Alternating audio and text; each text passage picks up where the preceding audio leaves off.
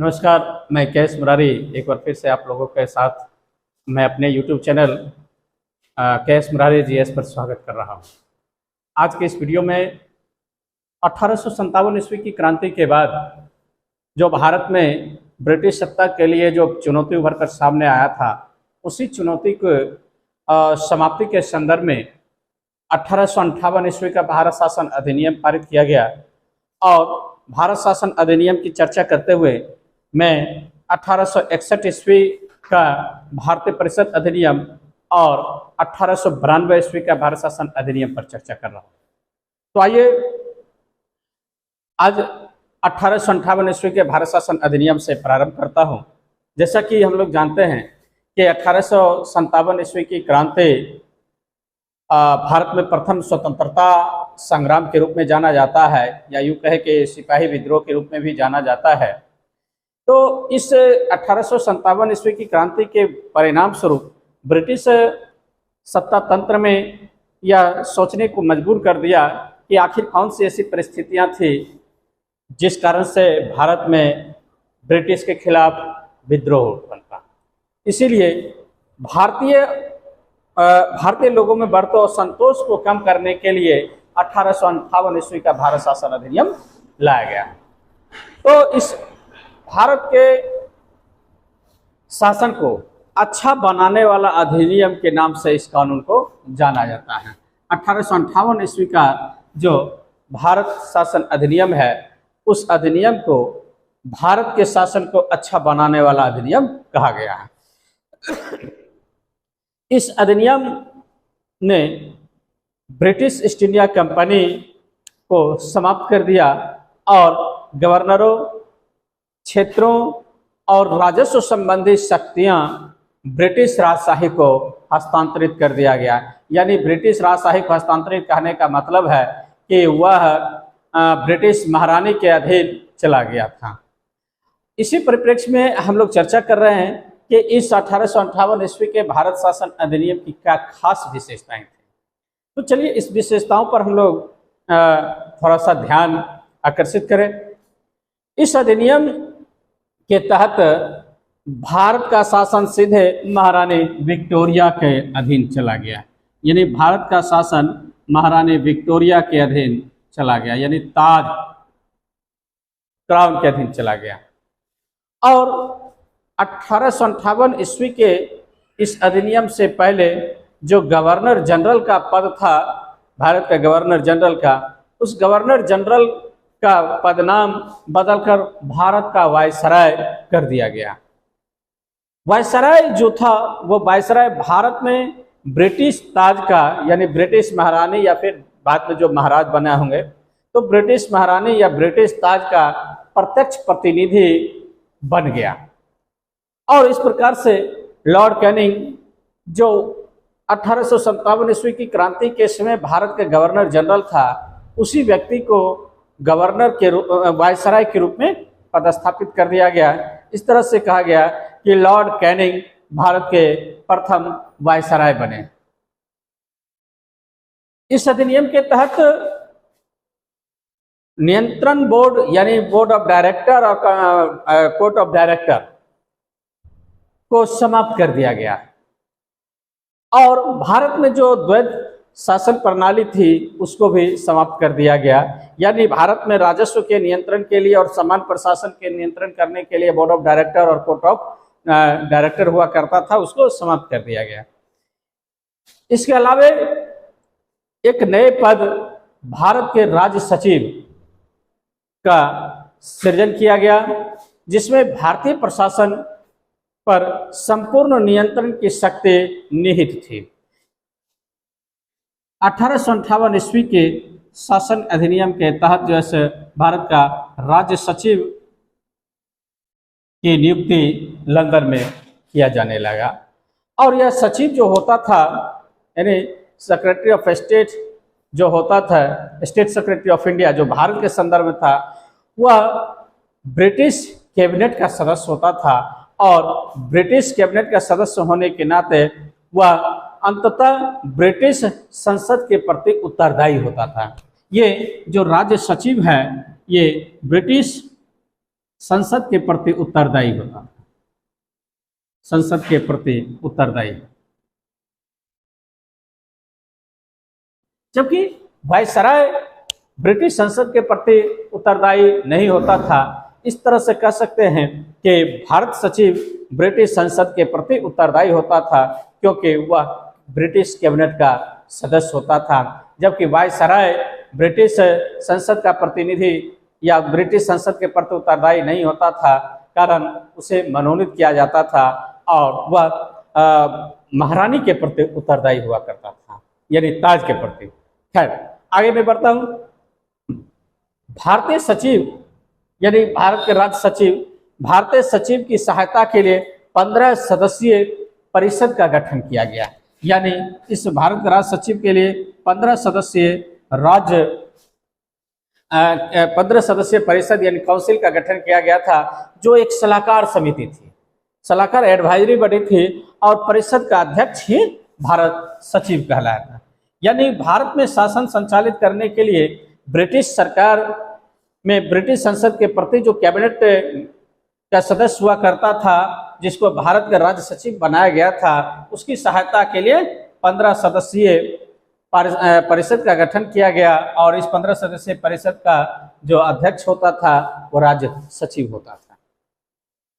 इस कानून के तहत भारत सचिव की परिषद का गठन किया गया, यानी 1858 के भारत शासन अधिनियम के तहत ही भारत सचिव के परिषद का गठन किया गया, जो एक निगमित निकाय थी और जिसे भारत और इंग्लैंड में मुकदमा करने का अधिकार था। इस पर भी मुकदमा किया जा सकता। यानी ये परिषद के जो सदस्य होते थे, उस परिषद के सदस्यों को यानी पार्षद पर इंग्लैंड में मुकदमा करने का अधिकार था और भारत में भी इस पर मुकदमा किया जा सकता था। तो इस तरह से 1858 ईस्वी का जो कानून था, उस कानून का प्रमुख उद्देश्य प्रशासनिक मशीनरी में सुधार करना था, जिसके माध्यम से इंग्लैंड में भारतीय सरकार का अधीक्षण यानी इंस्पेक्शन और उसका नियंत्रण यानी कंट्रोल हो सके। इससे भारत में प्रचलित शासन प्रणाली में कोई खास परिवर्तन नहीं आया। हालांकि देखने से लगा कि जो 1857 ईस्वी की क्रांति में जो क्रांति के जो असंतोष के कारण थे, उसी के सुधार के लिए यह लाया गया। लेकिन स्थानीय लोगों में यानी या यूँ कहें कि भारत में प्रचलित जो शासन प्रणाली था, उसमें कोई विशेष परिवर्तन नहीं हुआ। कारण कि ब्रिटिश का अपना एक ही उद्देश्य रहता था कि किसी भी तरह से भारत से धन का निष्कासन किया जाए, यहाँ औपनिवेशिक सत्ता को सुरक्षित रखा जाए, स्थायित्व बनाया जाए, ताकि इंग्लैंड की औद्योगिक क्रांति सफलीभूत हो। इस तरह से वह केवल प्रशासन के स्वरूप में चेंज किया, लेकिन स्थानीय स्तर पर शासन प्रणाली में कोई विशेष परिवर्तन देखने को नहीं मिलता। तो इस तरह से जो 1858 ईस्वी की क्रांति है, वह यूँ कह सकते हैं कि 1857 ईस्वी का जो दर्द था, उस पर एक मरहम लगाने का काम किया। खैर, अब मैं आगे 1861 ईस्वी का भारतीय परिषद अधिनियम की चर्चा। 1857 ईस्वी की महान क्रांति के बाद ब्रिटिश सरकार ने महसूस किया कि भारत में शासन चलाने के लिए भारतीयों का सहयोग लेना आवश्यक है। इस सहयोग नीति के तहत ब्रिटिश संसद ने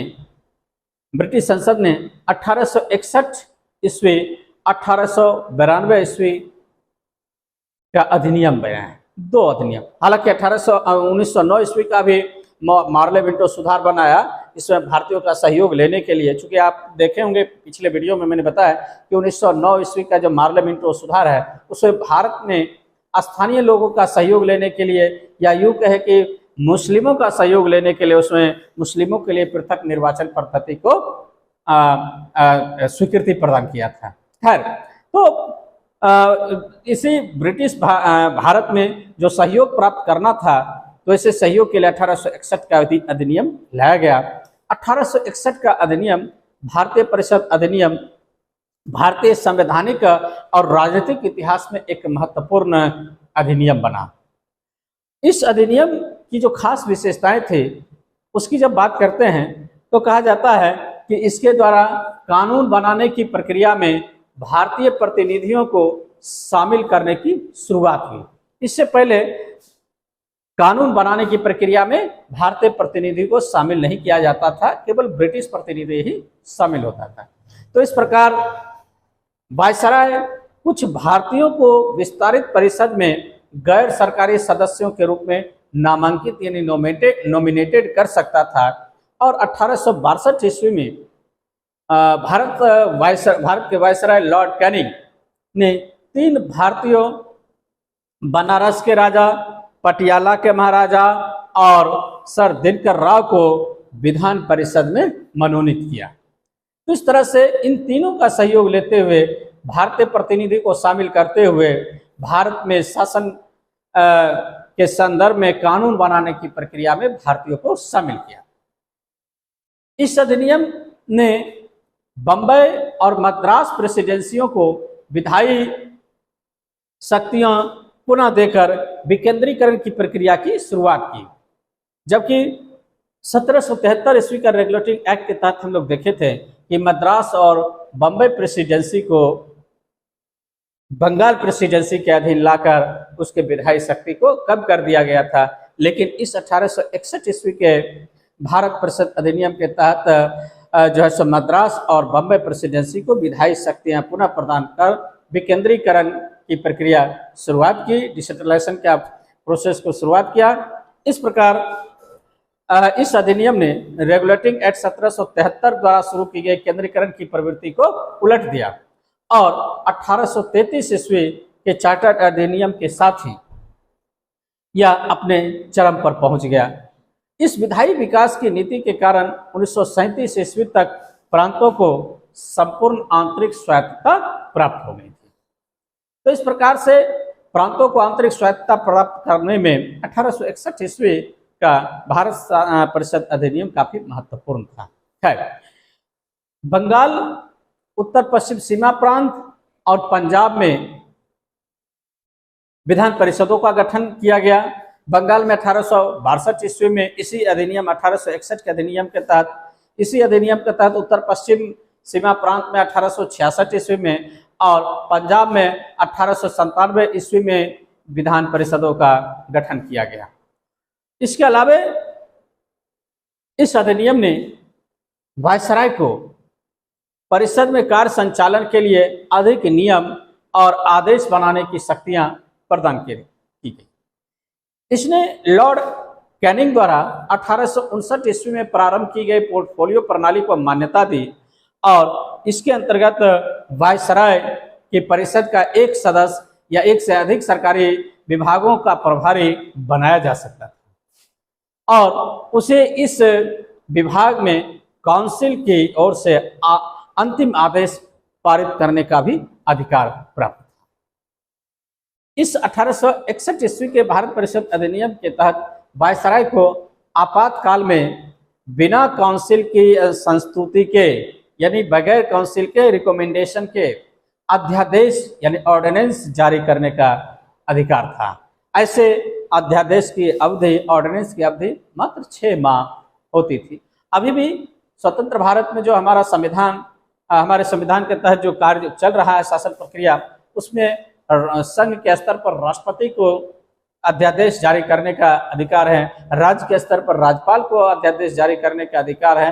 अलग अलग अनुच्छेदों में चर्चा है और वैसे अध्यादेश अभी भी 6 महीना तक ही वैलिड रहता है और जैसे ही पार्लियामेंट या फिर विधानमंडल की बैठक होती है तो उस अध्यादेश को पारित कराना आवश्यक हो जाता है और नहीं तो फिर अध्यादेश रद्द समझा है। तो इस तरह की प्रक्रिया 1861 ईस्वी भारत शासन अधिनियम के तहत दे दिया गया था। अब मैं आप लोगों के सामने 1892 ईस्वी का अधिनियम पर चर्चा कर रहा हूं जो काफी महत्वपूर्ण रहा। इस अधिनियम के माध्यम से केंद्रीय और प्रांतीय विधान परिषदों में अतिरिक्त यानी कि गैर सरकारी सदस्यों की संख्या बढ़ाई गई। हालांकि बहुमत सरकारी सदस्यों का ही होता था, बहुमत गैर सरकारी सदस्यों का नहीं होता था। इस अधिनियम ने विधान परिषद के कार्यों में वृद्धि कर उन्हें बजट पर बहस करने और कार्यपालिका के प्रश्नों को उत्तर देने के लिए अधिकृत किया। कहने का आशय है कि भारत में जो बढ़ते हुए राष्ट्रवाद था और उस राष्ट्रवादी चेतना को कमजोर करने के लिए जो चूंकि कांग्रेस पार्टी की स्थापना हो चुकी थी 1885 ईस्वी में, तो यहाँ कुछ उदारवादी लोगों को केंद्रीय विधान परिषद में प्रवेश की अनुमति दिया गया। यानी 1892 ईस्वी के भारत परिषद अधिनियम के तहत ही भारतीयों को विधान परिषद में प्रवेश की अनुमति देकर उसे बजट पर, यानी भारतीय सदस्यों को बजट पर बहस करने की भी अनुमति दिया गया। यहाँ तक कि प्रश्नों का उत्तर देने के लिए भी अधिकृत किया गया। लेकिन जब वोटिंग होता था, यानी मतदान की प्रक्रिया से वंचित कर दिया गया। यानी यूं कहे कि भारतीय राष्ट्रवादियों को केवल चॉकलेट टॉफी देकर संतुष्ट करने का प्रयास किया गया।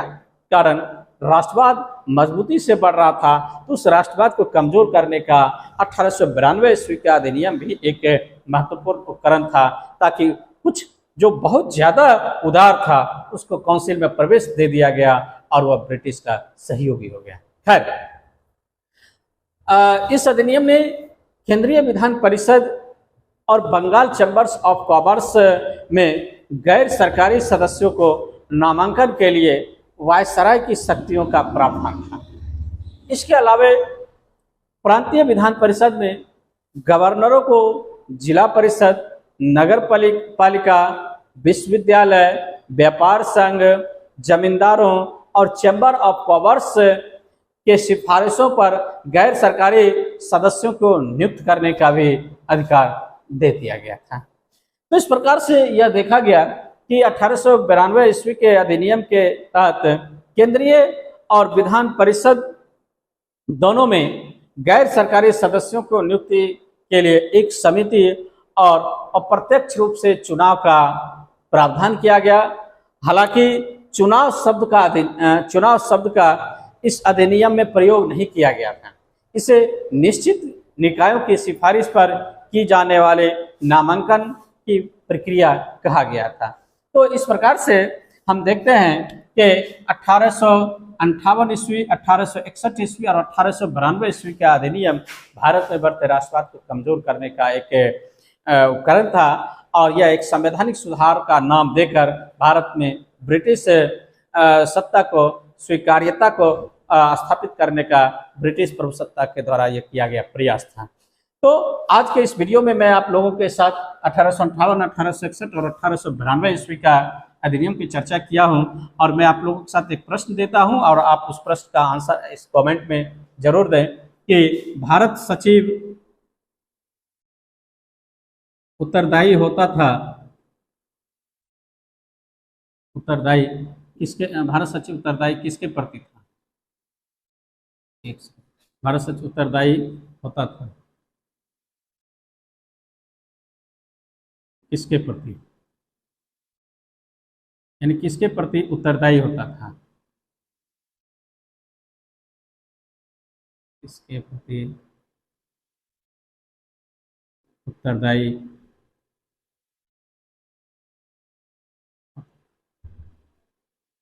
इस प्रश्न का आंसर आप कमेंट बॉक्स में अवश्य दें, और इस वीडियो को लाइक करते हुए इस चैनल को शेयर करें और इसको सब्सक्राइब करें।